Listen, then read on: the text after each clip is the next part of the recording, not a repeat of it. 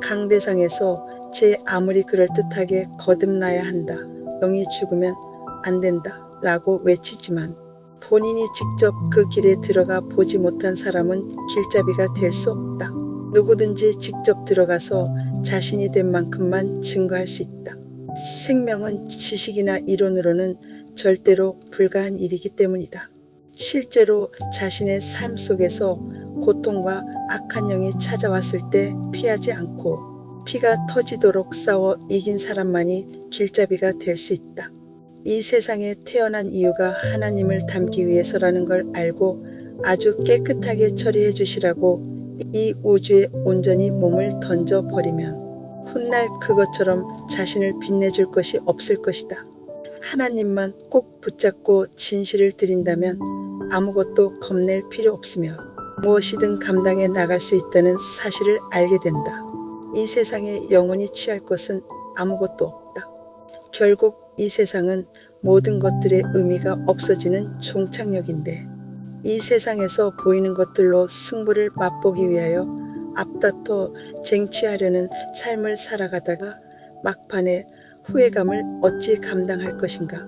반대로 고통과 악한 영을 피하지 않고 생명의 길에 들어서서 조금씩 시간이 지나가면 어느 정도 생명의 맛을 알게 되어 순간순간 더욱 감사하게 되고 고통과 악한 영 때문에 모든 것이 평안해졌다고 고백하게 된다. 우리의 육은 길들여진 습관대로 살기를 원한다. 그것이 고정관념, 선지식이고 그것을 깨부숴버리는 것은 고통과 악한 영이 아니면 도저히 불가능하다. 만약 사람이 변화하면 악한 영의 자리, 곧 그들의 영역이 없어지므로 악한 영은 필사적으로 방해한다. 그러므로 내가 움직이고 싶지 않고 바뀌기를 원치 않는 것은 아직도 내 육에 옛사람 악한 영의 속성이 강하게 남아있어서라고 인정해야 한다. 그러나 보통 사람들은 그런 방해가 자신의 결핍 때문이 아니라 단지 자신과는 무관한 악한 영의 소행이라고 무시해버리는 오류를 범한다. 악한 영을 이기기 위해서는 지금까지 해오던 습관들의 틀에서 벗어나 될수록 반대로 움직여야 한다. 자신을 고치려는 의지가 있다면 옛사람을 부인하는 것이 성결되어야 되기 때문이다. 지금의 나를 부인하고 자꾸만 새로운 나를 향해 가기 위해서는 육의 명령과 반대 방향으로 가야 한다. 그 길은 육이 찢어져야 되기 때문에 그것이 바로 고통으로 찾아오는 것이다. 고통을 받을 때는 너무 아프다. 그러나 그것을 극복하고 나면 얼마나 가볍고 뿌듯한지 모른다. 고통과 악한 영은 바로 육을 처리해주며 처리의 정도에 따라 하나님께 더 가까이 가게 해주고 그래서 하나님의 뜻을 분별하는 실력을 향상시켜준다. 그러므로 고통을 피해서는 절대로 안 된다.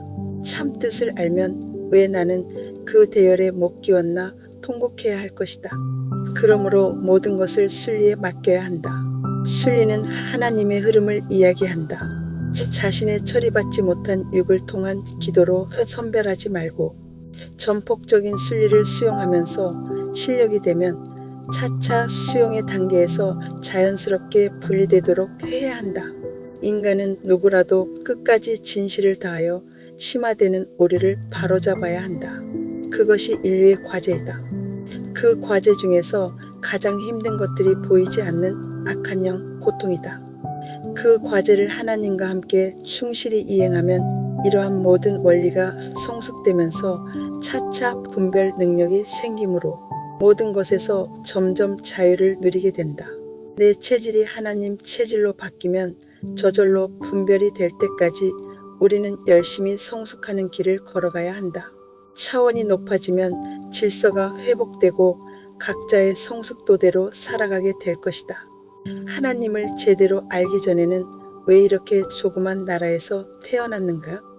서양 사람들처럼 생기지 않은 불만, 남자로 태어나지 못한 불만, 더 좋은 환경에서 태어나지 못한 것에 대한 불만 등 잡다한 불만이 많았다.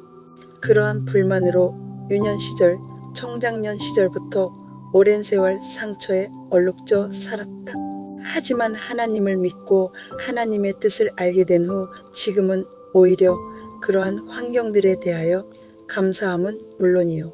만약 매사가 만족스럽고 더 좋은 환경에서 태어났다면 어떻게 되었을까 생각하면 아찔하다. 나에게 주어진 모든 것들은 나를 나 되게 만들기 위한 하나님의 손길이었으며 어느 것 하나도 귀하고 값지지 않은 게 없다고 생각하게 되었다. 그 모든 것들, 나를 스쳐간 사람들, 하다못해 나를 괴롭혔던 사람들에게도 얼마나 감사함을 느끼는지 모른다. 만약 나에게 고통과 악한 영의 괴롭힘이 없었다면, 또 주변 환경이 내 욕구를 모두 채워줄 수 있었다면 지금의 나는 없었을 것이다. 항상 갈급했었고 부족했기에 끝없이 쫓아왔다. 지금도 잠시도 멈추지 않고 앞으로 나아가고 있다. 처음엔 다른 사람들처럼 보이는 것들을 쟁취하기 위하여 남들보다 더 부지런했으며 쉬지 않고 발버둥 쳤다.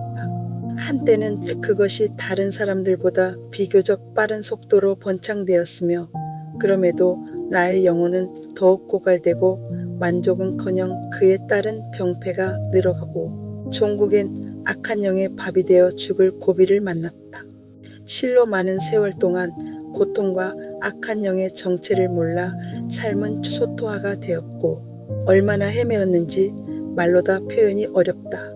그럼에도 죽지 않고 그 정체를 어느 정도 알게 될 무렵부터 더욱 박차를 가하면서 점점 눈이 밝아져 세상이 더 환히 보이고 놀라운 변화를 감지하게 되었다.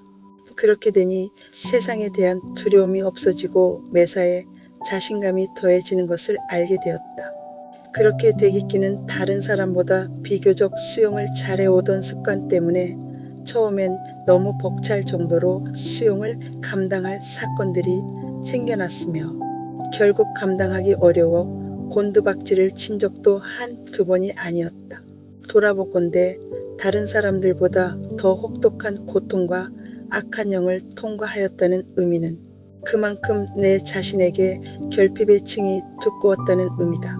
어느 정도 싸움에서 이기면서 생명생성의 길을 가게 되어 그때부터는 이 세상에 어느 것 하나라도 그냥 지나치면 안 된다는 사고로 살아왔다.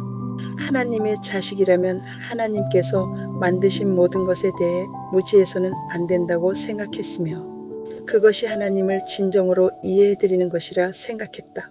고통 역시 정면 대결이 우선이다. 그리고 나의 결점을 고쳐나가면 된다.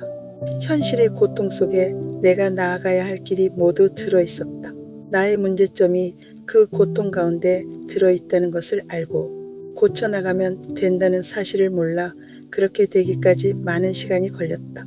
처음엔 하나님이 고통을 통하여 내가 변화되기를 간절히 바라신다는 사실도 몰랐으며 하나의 고통을 통과할 때마다 하나의 생명이 쌓이는 것을 몰랐기에 고통을 싫어했다.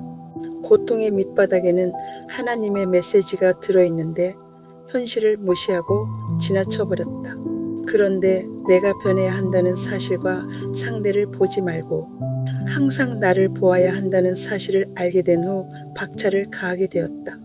고통도 악한 영도 같은 방법으로 대처하면 되는 것을 알 수 없었다. 고통과 악한 영은 사랑의 채찍이다. 당할 때는 아프지만 내가 변화되고 생명이 쌓여야 영원히 살게 된다. 지금까지 나의 모습을 모두 부정하고 새로운 모습으로 변하는 것만이 살 길이다. 인간의 목표는 은사적인 접근이 아닌 생명적인 하나님을 닮는 것이다. 다시 한번 내가 가고 있는 길이 참의 길인지 아닌지 살펴보고 바른 길을 서둘러 가야 한다. 악한 영과 고통의 끝날은 오게 되어 있다. 고통과 악한 영 앞에서 자유함을 얻을 때까지 가야 한다. 그러면 악한 영도 고통도 나를 어쩌지 못하는 강자가 된다. 앞으로도 갈 길은 멀지만 지금 이 정도 오게 된 것도 기적이다. 누구보다 나 때문에 악한 영의 도구가 되어준 주변 사람들과 가장 수고하신 만유에 주신 하나님께 감사를 드린다.